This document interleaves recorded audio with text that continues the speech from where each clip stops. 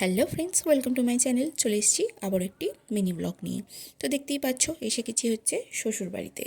তো নিত্যদিনের যা কাজ থাকে সব শুরু, আবার যেরকম আগে চলতো আবার শুরু।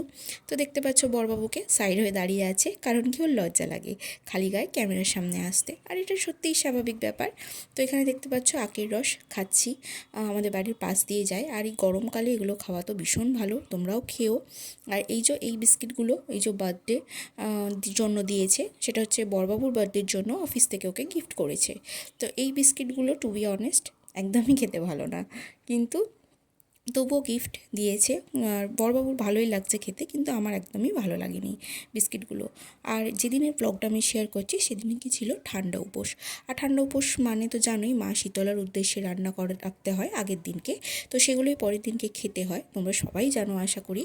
তো এই যে এখানে হয়েছে, দেখতেই পাচ্ছ যে কি হয়েছে, আলু সিদ্ধ, তারপর তরকারি, আর এনেছিল হচ্ছে চপ।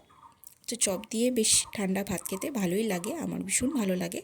তো যাই হোক, এখানে ওকে বড়বাবুকে ছেড়ে দিয়েছি, ওর খাওয়া হয়ে গেছে। ও হচ্ছে অফিসে বেরোবে, আর আমি দেখতেই পাচ্ছ মুখে কি নিয়ে আছি, ওটা হচ্ছে একটা পেপসি, তোমরা জানোই গরমকাল পড়ে যাচ্ছে, তো এটাই খাচ্ছিলাম। আর এই যে বড়বাবু বেরিয়ে গেল। তো এই ছিল আজকে ছোট্ট একটা ভিডিও।